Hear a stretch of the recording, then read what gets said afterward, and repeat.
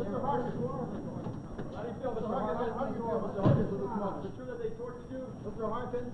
You got to get Mr. Harkins. How do you feel at this moment? How did you get away? How did you feel right at this moment? How did you get away? You better look at Mr. Harkins. Do you have any feelings for answer while you're talking? You give us credit. Why do you know you're right?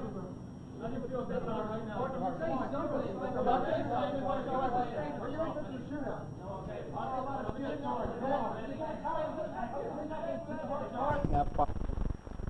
Farrell, you're one of the few people in the world that get a chance to see a replay of their rescue from a kidnapping on TV news. It looked a hell of a lot better from here than it did while those people had me on the floor of that car. I'll bet it does. And as I mentioned briefly yesterday, Farrell, I want to integrate your experiences into the company hostage survival program. Not just what happened, but your feelings at the crucial moments and how you were able to cope with it. Let's use the kidnap model you used in the training program. It'll give us a frame of reference and keep me on track.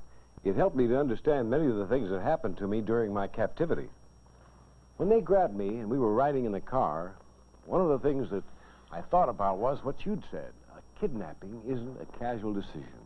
They'll know a lot about you and your lifestyle, and they'll know how to use it against you. Right.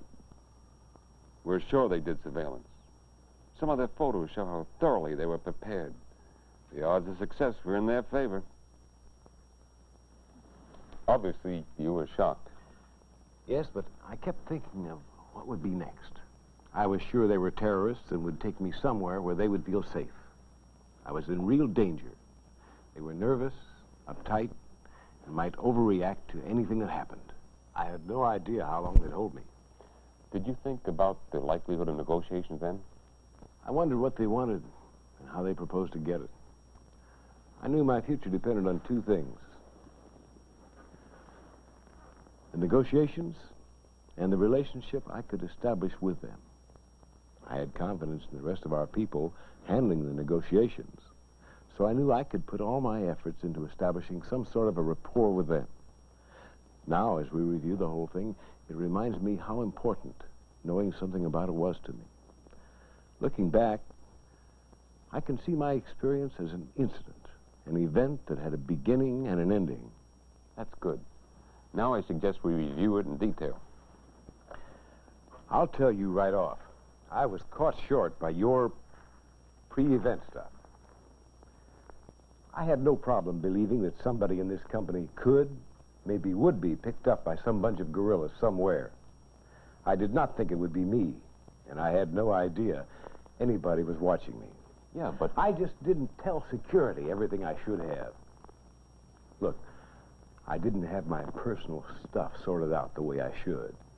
Vivian and I had talked about the possibility of this kind of thing.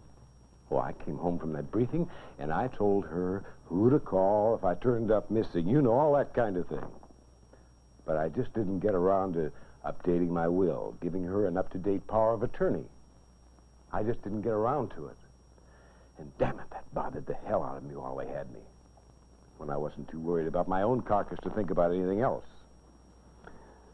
The whole purpose of this is to get others to do it. I've done it now, too, but after the fact. What I'd like you to start with is the actual capture. Well, as you know, and everyone else, too, I guess, I didn't think to tell security about my habit of stopping off Saturday afternoon at Fisher's Farm for fresh vegetables in the summertime. I'd gone through everything else. I knew all this business about not traveling the same routes all the time, switching automobiles, varying the times of travel, keeping down the number of people who knew my plans and schedule, even checked out my golf playing routine, made some adjustments in that. But I didn't say anything about dropping by the farm. I know. Apparently you don't do that all the time, and you know the area well. Right.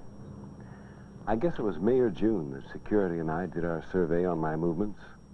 And I never go out there except in midsummer to early fall, and have been going there for the past 4 or 5 years. It was perfect for their strategy. We know now that they've been watching your Saturdays all summer. But the route directly from the golf course home was too risky for them. Then you set a pattern of going to the farm. 3 weeks is all it took.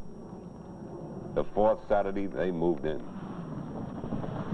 still can't piece it all together accurately. It happened too fast. I was totally disoriented. I was petrified. Felt panicky.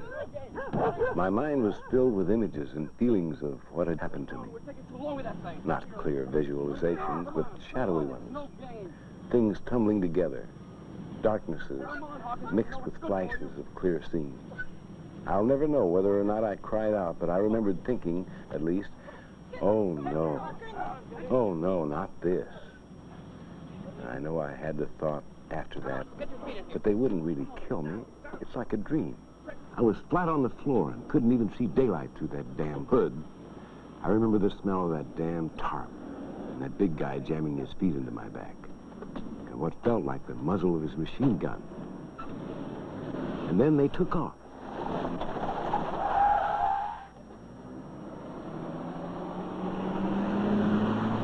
I found that I could hear the total sounds of the tires.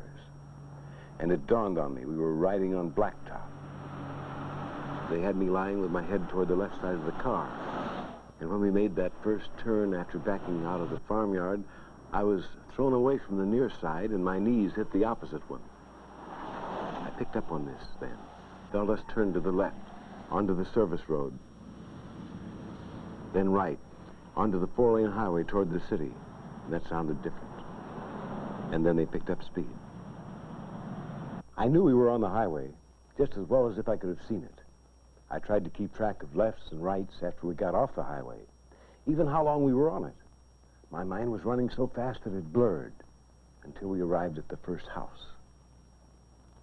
It's strange how in such a desperate situation you can be thankful over receiving the lesser of two evils. That first house, which sounded empty, was total hell. The big guy kept pushing. I took off my shoes and stripped off my pants.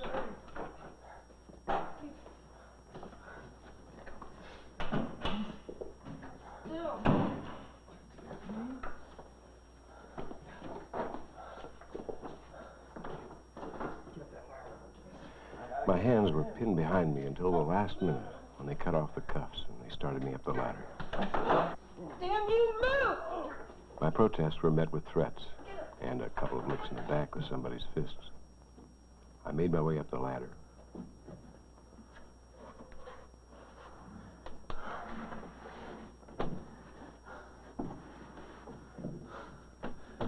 Reach down here and take this! What felt to my hands like a thin comforter that was really foul-smelling was thrown up after me. I immediately started taking off my blindfold, but by the time I'd done so, the hatch to the room below was closed, and I was alone in the darkness. That was the last contact or sound from my kidnappers. I went over things in my mind as I lay there in the dark. I had little fits of anger, of frustration, and pure fear. I knew where I was, at least roughly. I wasn't more than 30 miles from my home. Just a few hours before, I'd been in my own car. Would have been in my own home in a matter of minutes, and then grabbed. And was my home secure, I wondered. Would they have gone after my family, too? No, I decided. I was the target. I thought about the briefing we'd gone through at the office, the things that had been said about case histories, the statistics from around the world. The odds were that my family was all right, and that I would come out okay, too. But what were they thinking? By now, my wife would know something was wrong. But what? I told you we'd talked about this possibility some, but neither of us had thought it would happen, and always too damn busy. I hadn't done much about the will and the other pre-event preparation. I wondered if she'd remember to call security when I didn't show for dinner. Security, please. This is Vivian Harkins, Pharaoh Harkins' wife. My husband is over 4 hours late for dinner. He played golf this afternoon at Mayfair Country Club. Yes, like he always does. Yes, but never this late. And I'm getting very worried. He asked me to call you if there was any problems. I kept getting these things all tangled in my mind, going from fantasy to what I thought was reality, and probably not doing myself much good. All this was in those first few hours in the attic? right. I kept telling myself that I had to concentrate on what was happening to me. I figured that they probably didn't intend to kill me, or they would have, back at the farm. And if they wanted a ransom, I was of no use to them dead. Their disguises reinforced my thinking on this point. But what would they do with me? How would I be treated? I remembered the points you made in the briefing about coercive tactics and control techniques used against victims. As I look back, it's almost like they went to your briefing. They didn't miss a trick. The next contact after that was well past the peak of the next day's heat, when they handed up supper, a nearly cold baked potato, some poorly cooked hamburger meat and rice, an overly ripe tomato, and a jar of juice. Please, it's too hot up here. Won't you let me down just long enough to go to the bathroom? No human being should be treated like this, left up here in this oven. Once I thought I heard the woman's voice say, "Tell him he's in his crapper." Otherwise, nothing. They didn't say anything directly to me. It was as if I were a thing, not a person. I was really helpless, dependent, and alone. Despite that, did you still think they were going to keep you alive? That's what I wanted to think. But you were concerned because they were treating you like a thing. Well, I was in that attic. I thought I'd be better off if they were seeing me instead of dealing with me as a thing. Later, I was completely convinced of this and tried to build some kind of relationship with my guards, and did adopt the strategy of trying to make the best of whatever happened, at least to the extent of showing them that I could take it, and I was a man, a person with resourcefulness. But truthfully, at the time we were talking about now, I was more concerned with fighting my immediate problems than fighting depression. I held off urinating for a long time, thinking they'd come back soon and let me go to the bathroom. Then I used a place against a wall, as far from the comforter as I could find. Still managed to get it a little wet.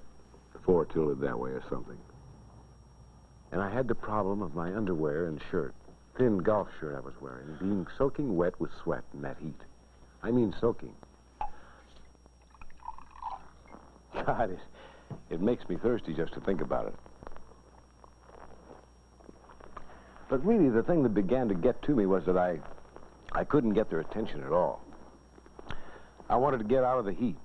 I wanted to say that to them. And it was so damn frustrating that I couldn't. I got angry. I got scared. How long could I last if they abandoned me? I got angry again. I tried to calm down, and I would for a bit, and then I was at it again, flailing about, trying to get their attention. I remember putting my face right up to the hatch to the room below and pleading as calmly as I knew how to be let out. Hello, I complained of stifling air and heat, being thirsty, and having to go to the toilet. I got no response.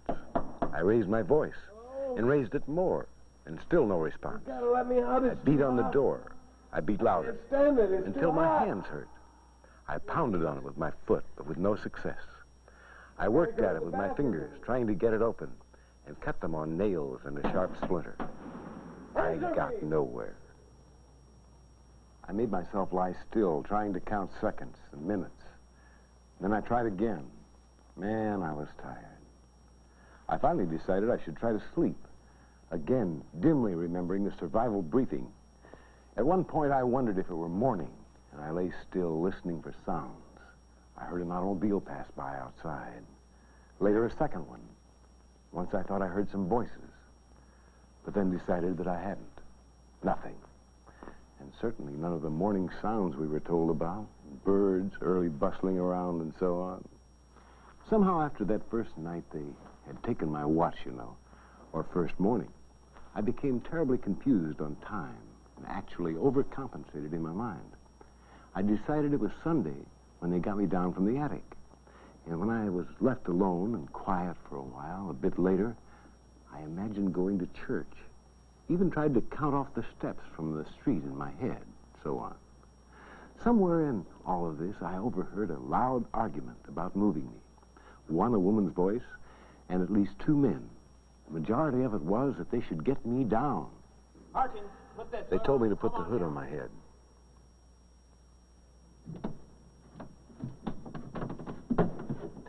And then they guided me to the ladder. Come on down. A couple of people's hands on me. I used my own hands and arms for part of it. Straight there. And then I was down. Please, I've got to go to the bathroom. Give his pants. Give his pants. Damn. I must have been some picture standing there in my dirty underwear with that black hood over my head. But I didn't think about it. I just asked to go to the bathroom. I guess I'll tell you about this next part. Maybe you can help somebody else with it. Here you go. Lift your foot up. It was the most degrading part of the incident. Somebody led me about a dozen steps, I guess. Lift the other foot. At least a couple of people, it seemed like, were tramping along, too. I bumped into them, and a door frame on the way. Whoever was closest when we got there obviously misunderstood my problem. I was guided to the bowl, and my shorts were jerked down. I shuffled around awkwardly, and then they were laughing. I heard a man's voice say, "Wait a minute, let him alone if he pisses on himself," and then they all laughed. And then that woman said, "The stupid ass will piss all over the place. Here, sit down like a woman and do it." I'm sure it was her that spun me around and sat me down, still with that damn hood over my face. I sat there on that pot, trying to turn my head squarely towards those smirking faces, and said, "A human being ought to be left alone to do this anyway."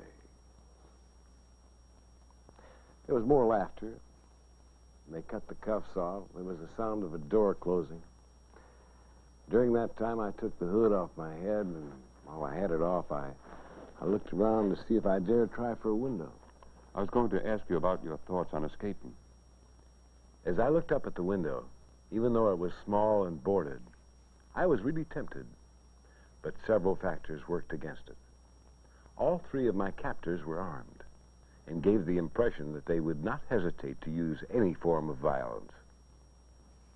And although I had been in good shape when I was grabbed, the 2, or was it 3 days in that damn attic, and the kind of mental shock they got me into, all these factors seemed to work against it.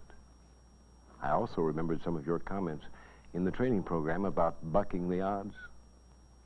All in all, I figured I had a better chance by playing their game, even with the misery and humiliation.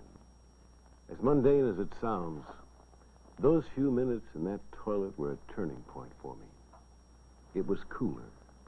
I could see cracks of light through the window. I had relieved myself. I knew I was caught in the middle of a situation where I had no control. My general manager role was useless, even an impediment. I was completely dependent on these people. My family, law enforcement, the company might be doing everything possible to locate me and get me out safely. But there was no way I could help except to stay alive. I was determined to survive, get some kind of order out of the chaos of these first few days, set some goals for myself, and learn more about these people who were holding me. What'd they do next? They cuffed me again and led me out of that dump to the car, and we were off to my second prison, a definite improvement. In the basement prison of that second house, I wasn't tied up at all. There were 4 guards. All wore Walt Disney character masks. I called them by the names their masks suggested, with an open smile at times. I remembered that thing we were told about avoiding treating terrorist women as women. You said they would usually be trying to out-macho the men, and I saw it happen many times. When I finally got a chance to take a bath out of the broken-down laundry sink there in the basement, I had a woman guard in the room with me, And I just did it.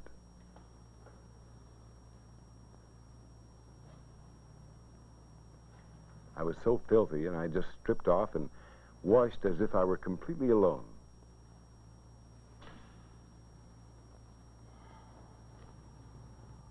I had a bucket in the basement as a toilet.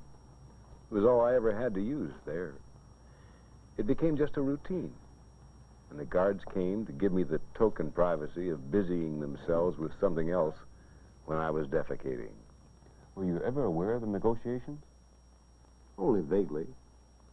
I knew there was trouble over the ransom demands, particularly the food giveaways, but they kept me in the dark on details, except when they lost their tempers or were fighting among themselves. I didn't discuss any of the issues with them to avoid being a party to a negotiation that was obviously going badly. They asked me personal questions several times. You know, the validation procedures. Were you able to work on your physical conditioning in the basement cell? Absolutely. I think this was one of the most important aspects of my personal survival program. I try to stay in good shape. I had to adjust to lousy food and a very confined living space. I even suffered a few attacks of diarrhea. After you handed out the Canadian Air Force program at our survival briefing, I worked it into my daily routine at home and continued it religiously during my captivity. It really works well in confined spaces. I also did isometrics. I guess I had the smallest jogging course in history.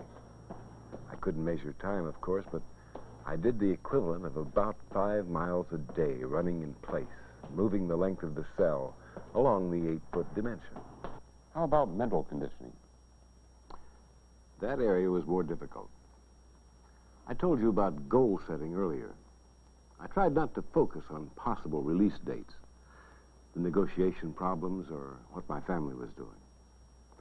I spent a lot of time developing my new daily routine. I had a calendar on the wall, and I ticked off the days with reasonable accuracy. Mealtime, even though the food was terrible, was a very significant event. And my captors were reasonably consistent because they ate around the same time. I cleaned my room daily as best I could. Even the toilet routine was disciplined and scheduled into my day. Looking back now, it's hard to believe that such trivia assumed such importance in my new life. I spent a lot of time working on business problems, inventing new products, developing their marketing plans, imagining competitive reaction to my strategies. Boredom became a real problem, and I was determined to fight it. Easier said than done, by the way. What about your relations with the terrorists? Actually, I was on reasonably friendly terms with only one of them, and even that relationship was tenuous. There were times when I thought he was a little sympathetic with my plight. And that was usually when he was on guard alone and we talked about our most common interest, chess. He warmed to that. But he was also proud of having a political science degree, and sometimes he would get it into his mind to grill me on politics. When he did, I could feel the animosity build up. He was the smallest of the men who guarded me, probably the youngest, and I decided the most idealistic. When he got into politics, he came on like a true fanatic. It was obviously a dangerous area as far as his attitude toward me was concerned, and I always tried to steer him out of it as quickly as I could. You're afraid to talk politics with me. You're a capitalist, and you know you're on the wrong side of the struggle. Politics are your specialty, not mine. It's not something we can discuss equally as we can chess. I was lucky on that one. He cooled off, and we eventually got around to our common interest, chess. It was a lot safer than politics and capitalism. I tried to avoid being a hero or a winner in these situations. I knew damn well my company didn't give out Purple Hearts. I asked him for a paper and pencil repeatedly. Finally, he agreed, and that's when I started my journal. Keeping it helped hold me together. You may be interested in it for the training. Yeah. I was glad the police recovered it when they found the second safe house. Toward the end, I found myself developing some bonds with my captors, not just Pinocchio. As days turned into weeks, I had the feeling we were all in the same boat. I resented the freedom enjoyed by my family and friends. Where were the police with all their investigative skills? And if they found us, would they come in with guns blazing and kill us? That's a normal reaction, Farrell. It's odd how your perception of the outside gets twisted. It sure is. And I didn't come completely out of it for some time after my unintended release. That all started as another move that came as a shock to me, and I wasn't prepared for it. I had grown relatively comfortable in my cell and in my new life. 5 weeks is a long time in a confined area and in my incredibly narrow life. It must have come as a surprise for my guards, too. For a moment, I thought it was all over. It was such a change of pace. I figured the negotiations had dried up and that they were going to eliminate me. Frankly, I was terrified. Hurry up.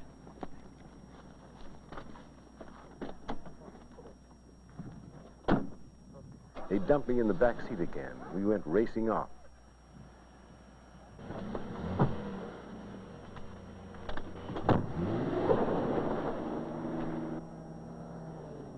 They were talking and not paying much attention to me. They were talking about avoiding the police. They did just the opposite. They ran right into them. Apparently, a roadblock had been set up for a burglary murder suspect, and these people ran into it.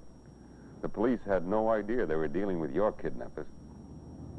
I can tell you, it happened very quickly.